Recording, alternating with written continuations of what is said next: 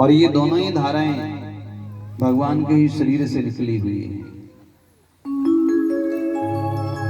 और ये दोनों ही धाराएं जीव का कल्याण करती है। एक धारा है जिसको हम भागीरथी गंगा के नाम से जानते हैं। और ये जो भागीरथी गंगा है ये भगवान के चरणों से निकली है। और इस गंगा के विषय में कहा गया कि जगपावनी गंगा, ये गंगा सारे संसार का कल्याण करने वाली है, उसको जगपावनी कहा गया।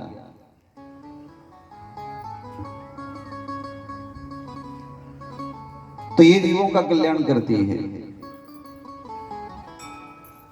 और दूसरी धारा जो है वो है भागवती गंगा। और ये जो भागवती गंगा है ये भगवान के मुख से निकली है।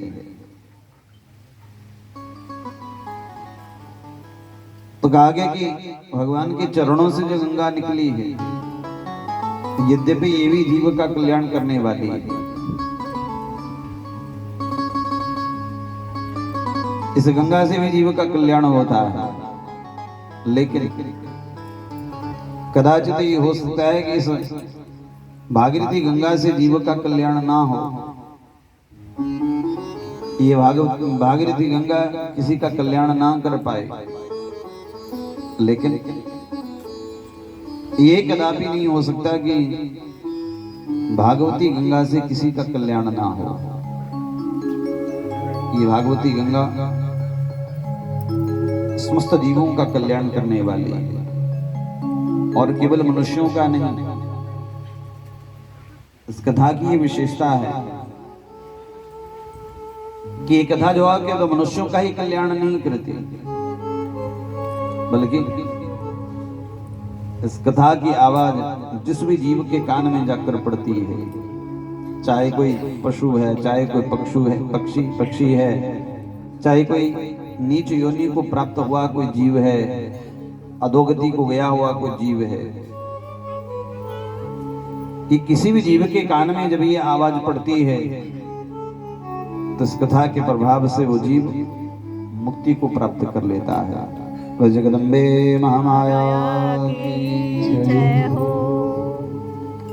चाहे वो किसी भी योनि को गया हुआ जीव है, ये कथा की विशेषता है। और देखो कहा गया कि जिस स्थान पर भागवत की कथा हो जाती है, भगवान की कथा होती है, वो स्थान कोई साधारण स्थान नहीं होता। वो स्थान बड़ा ही पावन होता है, वो स्थान बड़ा ही दिव्य होता है। और ऐसे स्थान पर अनेक प्रकार के जीव जहां वो उस स्थान के नजदीक आते हैं। और किस लिए आते हैं? वो इसलिए पास में आते हैं कि यदि ये कथा की आवाज हमारे कान में भी पड़ेगी तो हमारी भी मुक्ति होगी। अपनी मुक्ति के लिए, अपनी मुक्ति के लिए वो जीव उसके पास आते हैं।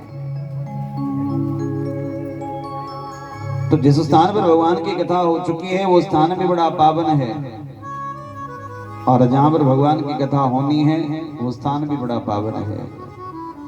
देखिए एक बार भगवान शंकर पार्वती जी के साथ कहीं जा रहे थे, और जाते जाते एक निर्जन स्थान आया, बिल्कुल सुनसान स्थान है। वहां कोई मंदिर नहीं, कोई आश्रम नहीं, कोई घर नहीं किसी का, ऐसा ही बिल्कुल सुनसान स्थान है। उस स्थान को भगवान शंकर ने प्रणाम किया। भगवती पार्वती ने कहा, भोलेनाथ यहाँ कोई मंदिर भी नहीं है, कोई साधु पुरुष भी नहीं है, आप यहाँ किसको प्रणाम कर रहे हैं? बोले देवी मैं इस स्थान को ही प्रणाम कर रहा। बोले महाराज इस स्थान को? बोले हाँ। बोले क्यों?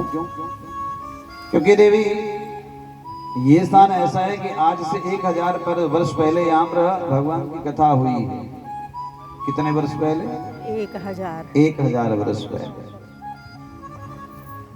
जिस स्थान पर भगवान की कथा एक बार हो जाती है ना, उस स्थान पर वो कथा की तरंगे बहती रहती है। आप ये मत सोचना कि उसका प्रभाव जो है समाप्त हो जाता है, उसका प्रभाव कभी समाप्त नहीं होता। 1000 वर्ष कोई थोड़ी अवधि नहीं होती। भगवान शंकर चले गए पार्वती के साथ, ऐसे ही कई वर्ष बीत गए। एक बार दोबारा भगवान शंकर पार्वती जी के साथ कहीं जाने लगे, और जब जाने लगे तो जाते जाते फिर ऐसे ही एक स्थान पर भगवान शंकर ने प्रणाम किया।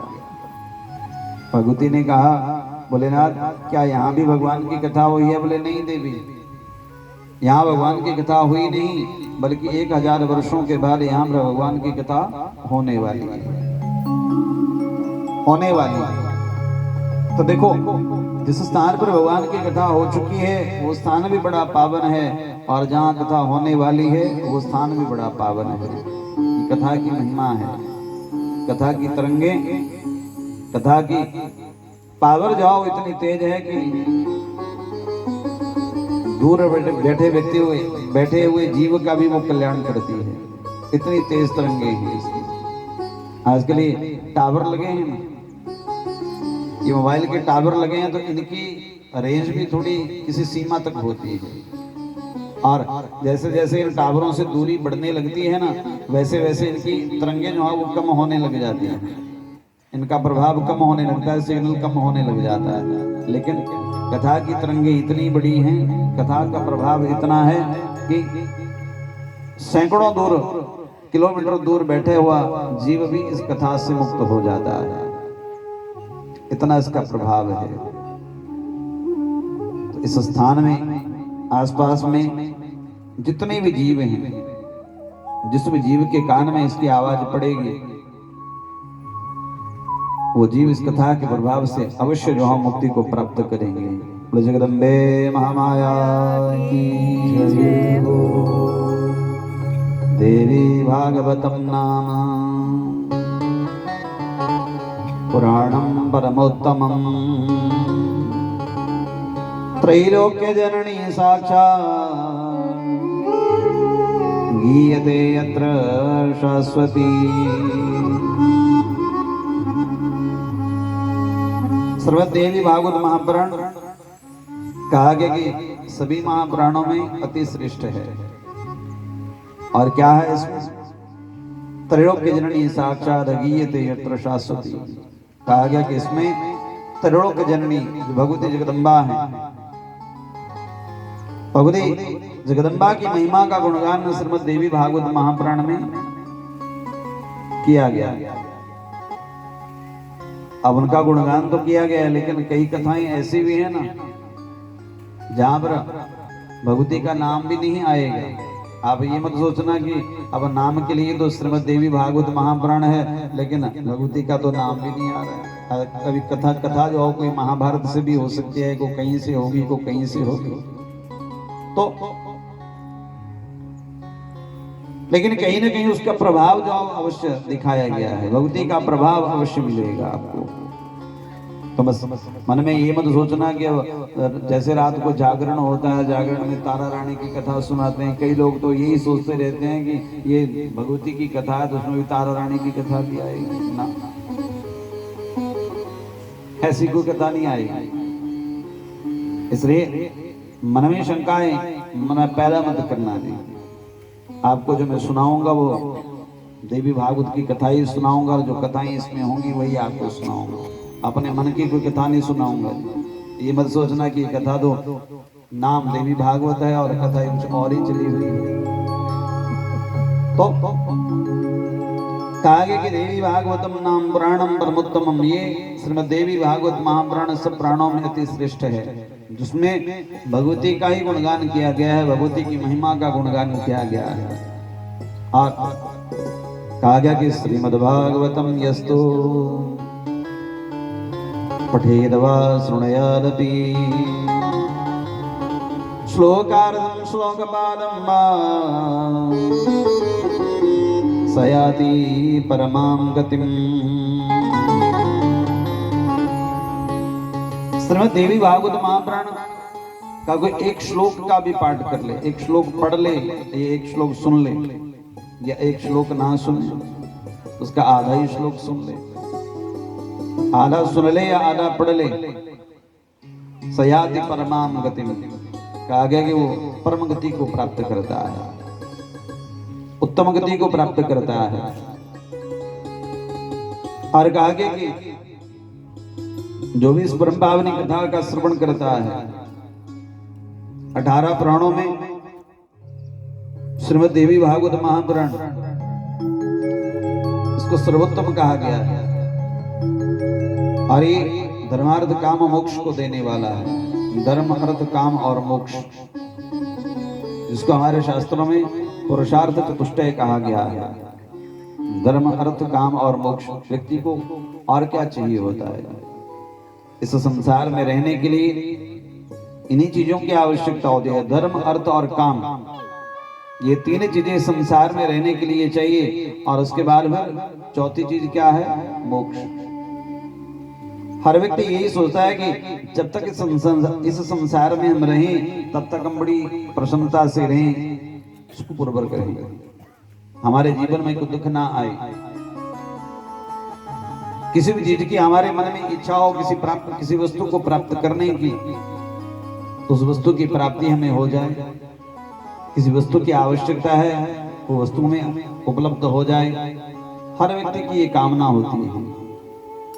तो कहा गया कि भगवती की कृपा से सब वस्तुएं प्राप्त होती है। भगवती धर्म को भी देती है, अर्थ भी देती है, काम भी देती है।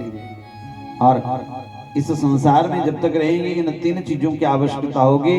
और जब इस संसार को त्याग करके हम जाएंगे तो उसके बाद हमें मोक्ष की इच्छा होती है। हर व्यक्ति ये चाहता है कि हमारा न कभी जन्म हो न कभी मरण हो। जन्म और मरण के बंधन से व्यक्ति मुक्त होना चाहता है। तो ये उत्तम गति है, मोक्ष को प्राप्त करना उत्तम गति है। देखिए, इस संसार में आए हर व्यक्ति को अपने कर्मों का फल तो भोगना पड़ेगा। कर्मों का फल भोगे बिना वो समाप्त तो होने वाला है नहीं। जब तक उसको भोगेंगे नहीं तब तक वो समाप्त नहीं होगा, वो भोगकर ही समाप्त होगा। तो कथा के लिए जब भी जाए ना, आप कहीं भी कथा श्रवण करने के लिए जाएंगे तो कथा श्रवण करते समय हमारे मन में बस एक भाव होना चाहिए, केवल एक भाव, और उस भाव को लेकर ही हमें कथा का श्रवण करना चाहिए। इस संसार में आए, कितनी हमने सांसें लेनी है, कितना हमने जल पीना है, कितना हमने भोजन करना है, कितना हमारे पास धन दौलत होगी, ये सारे का सारा राशन कार्ड हमारा पहले बन चुका है। इस संसार में आने से पहले ये हमारा सब कुछ निर्धारित हो चुका है कि हम कितना खाएंगे, कितना पिएंगे, कितने सांसें लेंगे, कहां कहां हम जाएंगे, ये सब कुछ पहले निर्धारित हो चुका है। इसमें नया कुछ नहीं जुड़ सकता। जितना हमारे भाग्य में है वो हमें भोगना ही पड़ेगा। इसलिए कथा में जाकर कभी ये मत मांगना कि मुझे धन की प्राप्ति हो जाए। अपनी इच्छाओं को पूरा करने के लिए प्रार्थना नहीं करनी, क्योंकि इच्छाओं की पूर्ति के लिए तो मेहनत करेंगे। जो चीज हमारे भाग्य में होगी वो तो मिलेगी ही मिलेगी। उसके लिए कर्म करेंगे तो वो वस्तु अवश्य मिलेगी। इसलिए कहीं पर कथा में जाएं तो संसार की वस्तु ना मांगे, कथा के लिए जाएं, सदा भगवान से एक प्रार्थना करना कि बस इस कथा के प्रभाव से मुझे मुक्ति मिल जाए। कथा मुक्ति के लिए है, मुक्ति को प्राप्त करने के लिए, मोक्ष के लिए, संसार में फंसाने के लिए नहीं बल्कि संसार के बंधनों से मुक्त कराने के लिए ये कथा है। इसलिए जहां भी आप जाया करो, बस आगे पीछे चाहे आप भगवान से कुछ भी मांगो, लेकिन जब भी कथा में जाओ तो कथा में जाकर बस एक ही चीज मांगना, इस कथा से मेरी मुक्ति हो जाए, केवल मुक्ति के लिए। कथा केवल मुक्ति के लिए है। महाराज परीक्षित ने श्रीमद् भागवत महापुराण की कथा श्रवण करी, मन में बस एक भाव था, मुक्ति।